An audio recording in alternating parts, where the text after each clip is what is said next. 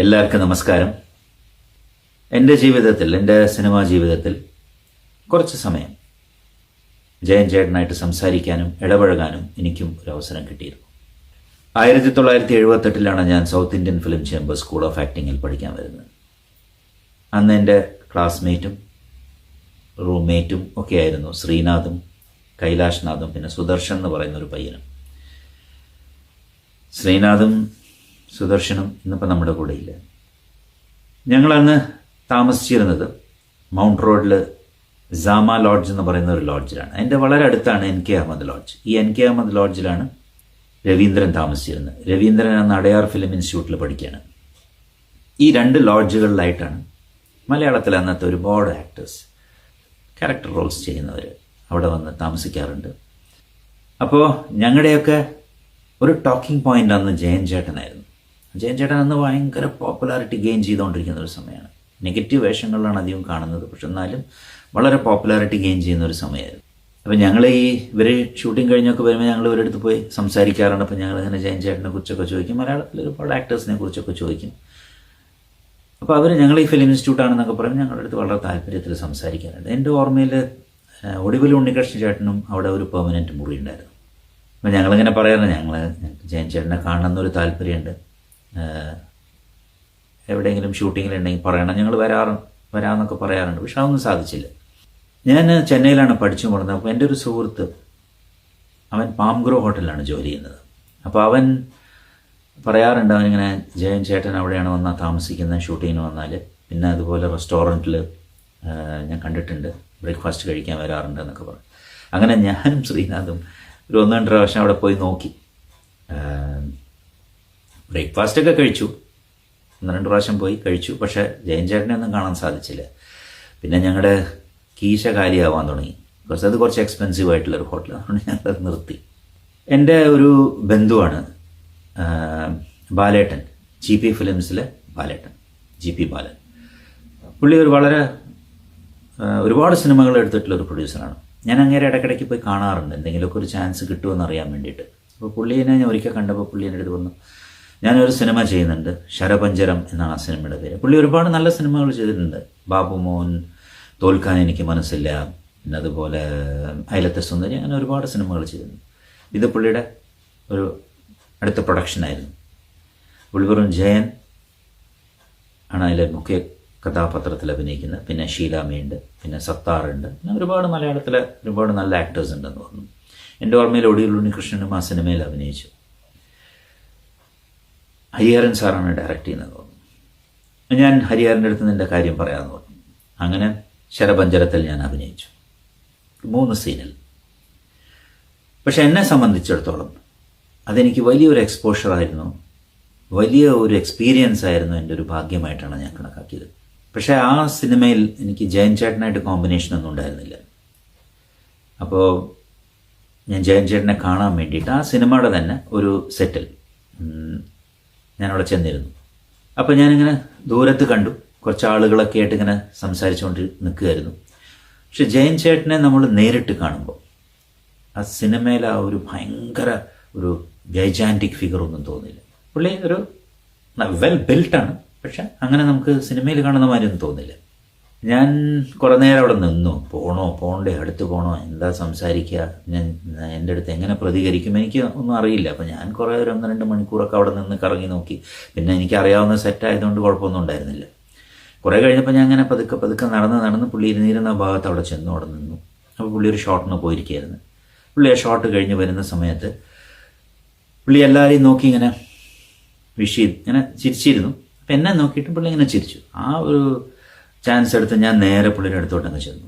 ഞാൻ പറഞ്ഞു, എൻ്റെ പേര് ശങ്കർ എന്നാണ്, ഞാൻ south Indian film chamber school of ആക്ടിങ്ങിൽ പഠിക്കുകയാണെന്ന് പറഞ്ഞു.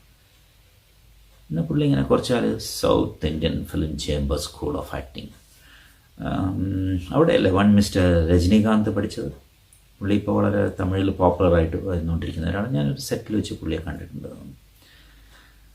ഞാൻ തല കുലുക്കി ഞാൻ പെട്ടെന്ന് പറഞ്ഞു, ഞാൻ ഇങ്ങനെ ഈ സിനിമയിൽ ഒരു ചെറിയ വേഷത്തിൽ അഭിനയിക്കുന്നുണ്ടെന്ന് പറഞ്ഞു. പുള്ളി എന്നെ നോക്കി, ചെറിയ വേഷം എന്ന് പറയരുത്, ഞാനും ഒരുപാട് ചെറിയ വേഷം ചെയ്തിട്ടാണ് ഇന്ന് വലിയ വേഷത്തിലേക്ക് എത്തിയത് എന്ന് പറഞ്ഞിട്ട് പുള്ളി എനിക്ക് കൈ തന്നു. All the best, good luck എന്ന് പറഞ്ഞ് കൈ തന്നപ്പോഴാണ് ഒരു 1.5 കൈയായിരുന്നു. ഒരു ഉരുക്ക്, ഒരു ഇടി ഇടിച്ചാൽ 10-20 പേരൊക്കെ തെറിച്ചു പോകുന്ന മാതിരി ഒരു കയ്യാവുടെ. അതിനുശേഷം ഞാൻ വന്നു, എൻ്റെ സുഹൃത്തുക്കളുടെ അടുത്തൊക്കെ പറഞ്ഞു. എനിക്ക് ഭയങ്കര സന്തോഷമായിരുന്നു പുള്ളിയെ കണ്ടതും സംസാരിച്ചതിലൊക്കെ. ഞാൻ എൻ്റെ സന്തോഷം അറിയിച്ചു. ഞാൻ കുറേ എക്സാജറേറ്റ് ചെയ്തൊക്കെ പറഞ്ഞു. ഞാനിങ്ങനെ പുള്ളിയുടെ അടുത്ത് ചായ കുടിക്കാൻ പറഞ്ഞു, ഭക്ഷണം കഴിച്ചിട്ട് പോകാൻ പറഞ്ഞു, അങ്ങനത്തെ ചെറുപ്പത്തിൽ എന്തൊക്കെയോ പറഞ്ഞു. അതിനുശേഷം ശരപഞ്ചരം റിലീസായി. ഒരു ജയൻ തരംഗമായി കേരളത്തിൽ, ജയൻ തരംഗം. എവിടെ നോക്കിയാലും ജയൻ ജയൻ ജയൻ, ജയൻ്റെ പോസ്റ്റേഴ്സ്, ജയൻ്റെ സിനിമകൾ, ജയനില്ലാത്ത സിനിമയില്ല. അങ്ങനെയായി. ജയൻ ഒരു സൂപ്പർ ഡൂപ്പർ സ്റ്റാറായി മലയാളത്തിൽ. പിന്നെ എൻ്റെ ജീവിതത്തിലും ഒരുപാട് മാറ്റങ്ങൾ വന്നു. എൻ്റെ കാരിയറിലും ഒരു ചെറിയ വേഷത്തിൽ നിന്ന് ഞാനൊരു വലിയ വേഷത്തിലേക്ക് വന്നു. ഒരു തലൈരാഗം എന്ന് പറയുന്ന സിനിമയിൽ അഭിനയിച്ചു. ആ സിനിമ തമിഴ്നാട്ടിൽ വലിയൊരു സക്സസ്സായി. ആ സിനിമയ്ക്ക് ശേഷം എനിക്ക് നവോദയ പ്രൊഡക്ഷൻസിൻ്റെ മഞ്ഞിൽ വിരിഞ്ഞ പൂക്കളിൽ അഭിനയിക്കാനുള്ള അവസരം കിട്ടി. ഞാൻ അതിൻ്റെ ഷൂട്ടിങ്ങിന് പോയി. അവിടെ വെച്ചാണ് ഞാൻ ആദ്യമായിട്ട് മോഹൻലാലിനെ കാണുന്നത്. അപ്പോൾ ഈ ഷൂട്ടിങ്ങിൻ്റെ ഇടയ്ക്ക് ഒരു ദിവസം മോഹൻലാലിൻ്റെ അടുത്ത് വന്നിട്ട് പറഞ്ഞു, ഞാൻ ഇങ്ങനെ ഒരു സിനിമയിൽ അഭിനയിക്കുന്നുണ്ട്, ജയനാണ് ഹീറോ, ഉദയ ഫിലിംസിൻ്റെ സിനിമയാണെന്നൊക്കെ പറഞ്ഞു. അതിനുശേഷം ഷൂട്ടിംഗ് കഴിഞ്ഞ് വന്നിട്ടും ഒരുപാട് നേരം ജയനെക്കുറിച്ച് സംസാരിച്ചുകൊണ്ടിരുന്നു. ജയൻ ഒരു വളരെ നല്ല മനുഷ്യനാണ്, വളരെ ഡൗൺ ടു എർത്ത് ആണ്, സംസാരിക്കാൻ വളരെ നല്ലതാണ്, എല്ലാ കാര്യങ്ങളും സംസാരിക്കും, വളരെ ഒരുപാട് പുകഴ്ത്തി സംസാരിച്ചു. ഇങ്ങനെ ഇരിക്കുമ്പോൾ മഞ്ഞിലൊരിഞ്ഞ പൂക്കളിൻ്റെ എനിക്ക് തോന്നുന്നു അതിൻ്റെ ഫൈനൽ വർക്കും കാര്യങ്ങളൊക്കെ നടന്നുകൊണ്ടിരിക്കുന്ന സമയത്താണ് അന്ന് റിലീസായിട്ടില്ല സിനിമ. ഇങ്ങനെ ഒരു ഭയങ്കര ഷോക്കിങ്ങും ട്രാജിക്കും ആയിട്ടുള്ള ഈ ന്യൂസ് വരുന്നത്. ജയൻ അന്തരിച്ചു സിനിമയുടെ ഷൂട്ടിംഗ് സമയത്ത്. സത്യം പറഞ്ഞാൽ മലയാളം ഇൻഡസ്ട്രി അങ്ങ് സ്തംഭിച്ചുപോയി. Malayalam industry full shocked. Malayalam industry മാത്രമല്ല, ജയൻ അറിയാവുന്ന എല്ലാവരും, തമിഴിലും തെലുങ്കിലും കന്നഡത്തിലൊക്കെ പുള്ളി അറിയാമായിരുന്നു. ബിക്കോസ് പുള്ളി അത്ര പോപ്പുലറായിരുന്നു ആ സമയത്ത്. അത് മാത്രമല്ല, ഹാർഡ്ലി 41 എത്രയോ സമയം മുമ്പിൽ കിടക്കുകയാണ്. ഇത് വലിയൊരു ട്രാജഡിയായിരുന്നു. അതിനുശേഷം എപ്പോഴും ഞാൻ ഓർക്കുകയായിരുന്നു അന്ന് പുള്ളി പറഞ്ഞത്, ഒരു ചെറിയ വേഷം ചെയ്തിട്ടാണ് ഞാൻ വന്നതെന്ന്. അന്ന് പുള്ളി പറഞ്ഞ കാര്യം ഞാൻ ഓർക്കാൻ കാരണം, ബിക്കോസ് ഞാൻ മഞ്ഞിലൊരിഞ്ഞ പൂക്കൾ ഹിറ്റായി. അതിനുശേഷം എനിക്ക് ഒരുപാട് സിനിമകൾ വന്നു. ഞാൻ ആലോചിച്ചു, ജയൻ ചേട്ടൻ ജീവിച്ചിരുന്നിരുന്നെങ്കിൽ എനിക്ക് എത്രയോ നല്ല വേഷങ്ങളിൽ പുള്ളിയോട് അഭിനയിക്കാനുള്ള അവസരം കിട്ടിയെന്ന്. പക്ഷെ അതൊന്നും നടന്നില്ല. അതിനുശേഷം ഞാൻ ഒരുപാട് സിനിമകളിൽ അഭിനയിക്കുന്ന സമയത്ത് പുള്ളിയുടെ ഒരു പേഴ്സണൽ മേക്കപ്പ് മാൻ ആയിരുന്നു ജയമോഹൻ എന്ന് പറയുന്ന ഒരു പുള്ളി. എനിക്ക് ഒരുപാട് സിനിമയിൽ മേക്കപ്പ് ചെയ്തിട്ടുണ്ട്. അപ്പോൾ പുള്ളി മേക്കപ്പ് ചെയ്യാൻ വരുമ്പോൾ ഒക്കെ പുള്ളിയുടെ പെട്ടി തുറക്കുമ്പോൾ ജയൻ്റെ 2 ഫോട്ടോ ആണ് വെച്ചിരിക്കുന്നത്. അപ്പോൾ ഞാൻ ഇങ്ങനെ ചോദിക്കാറുണ്ട് ജയൻ ചേട്ടനെ കുറിച്ചൊക്കെ. അപ്പോൾ പുള്ളി പറയും, വളരെ ഡെഡിക്കേറ്റഡ് ആയിട്ടുള്ളൊരു പേഴ്സണാണ്. രാവിലെ 4-4:30 എഴുന്നേക്കും, എക്സസൈസ് ചെയ്യും, പിന്നെ വളരെ ലിമിറ്റഡ് ആയിട്ടുള്ള ഫുഡ് കഴിക്കും, പക്ഷെ നല്ല ഭക്ഷണം കഴിക്കും. പുള്ളി പറഞ്ഞു ഭയങ്കര ഇൻവോൾവ് ആയിരുന്നു സിനിമയായിട്ട്. സിനിമ മാത്രമേ പുള്ളി ചിന്തിക്കുള്ളൂ. പിന്നെ വേറെ ഒന്നും പുള്ളി ചിന്തിക്കാറില്ല, സിനിമ മാത്രം. മേ ബി ആ ഒരു ഇൻവോൾവ്മെൻ്റ് ആയിരിക്കണം പുള്ളിക്ക് ഇങ്ങനെ റിസ്കി ഷോട്ടൊക്കെ ചെയ്യാനുള്ള ഒരു ധൈര്യം തന്നിരുന്നത്. ഏതായാലും ഒക്കെ സംഭവിച്ചു പോയി.